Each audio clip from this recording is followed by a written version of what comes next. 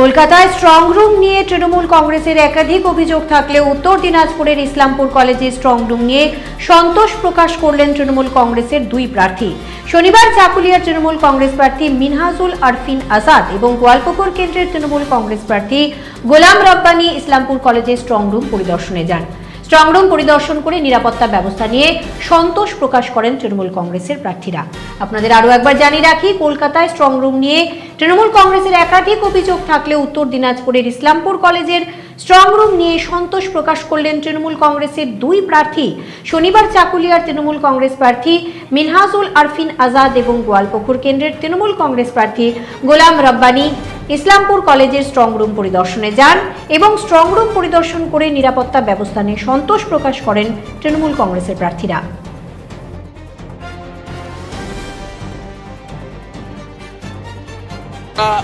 যারা মডেলি ডাউন করার চেষ্টা করেছে মোদিজি, অমিত শাহজি,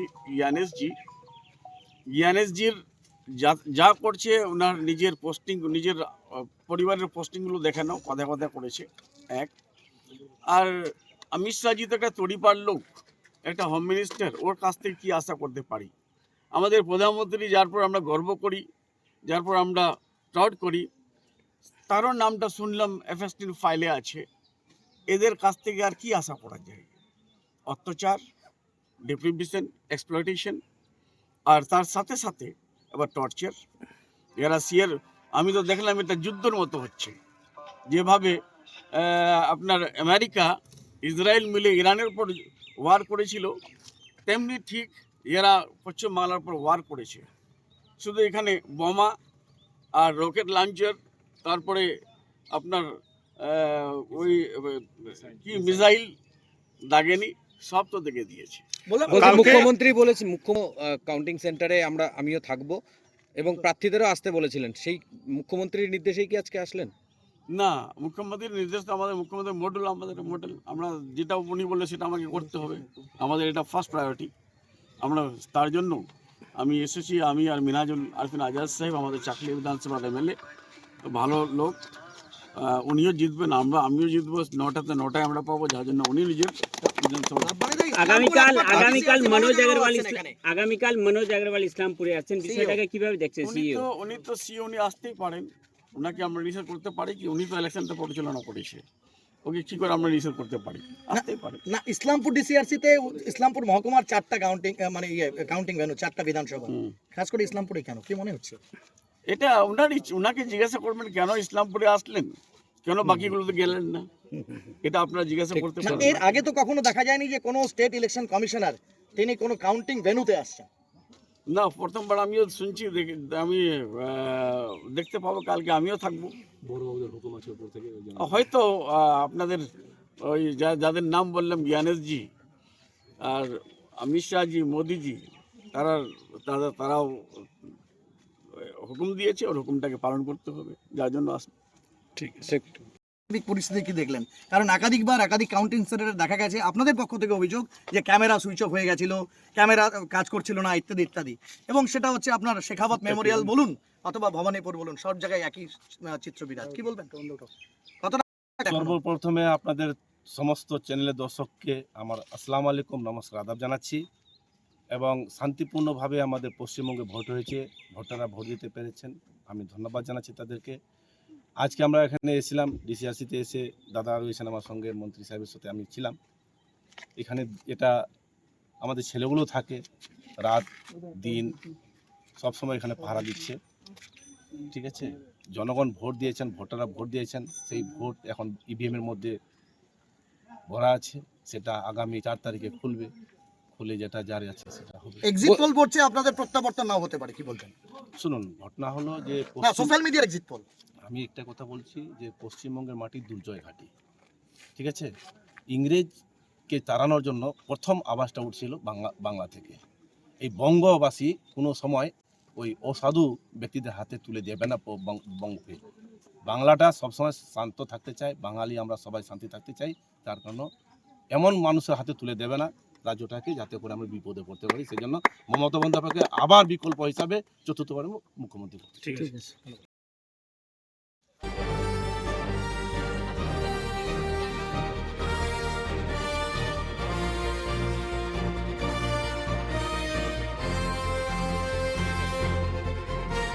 উকি মারেন কেন কর্তা? কে বলে বড় মাছের স্বাস্থ্য দেখে শরীর খারাপ লাগে বুঝি?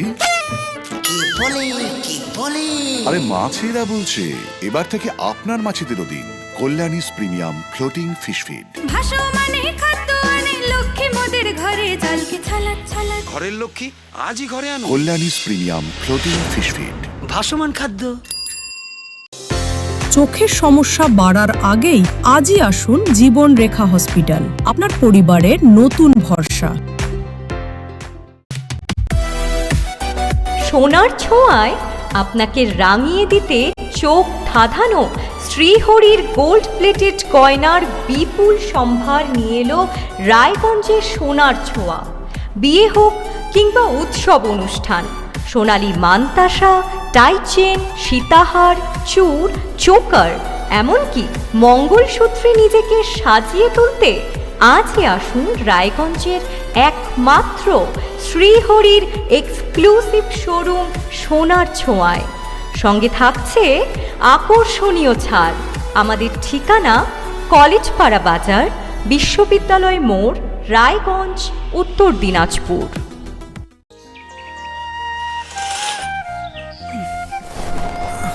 হ্যাঁ রে, তুই নিজেকে কি সুন্দর ফিট রাখিস, তোর বরকে রাখতে পারিস না? তোর দাদা জেনেছে nature pure rice bran oil দিয়ে রান্না করলে শরীর এমনি সুস্থ থাকে। হ্যাঁ সে তো ঠিকই, শরীর চর্চার পাশাপাশি ভালো তেল দিয়ে রান্না করাটাও জরুরি, আর সেই জন্যই আমার একমাত্র choice nature pure rice bran oil.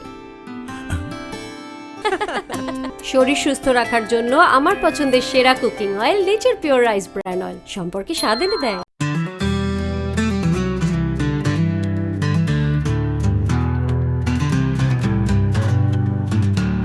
Grocery থেকে কসমেটিক্স,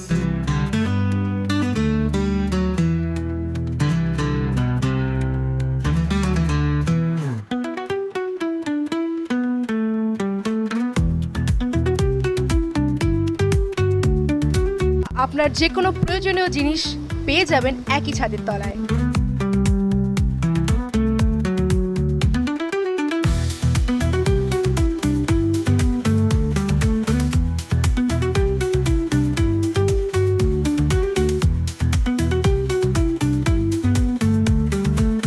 আমাদের ঠিকানা LIC মোড়, রায়গঞ্জ, উত্তর দিনাজপুর।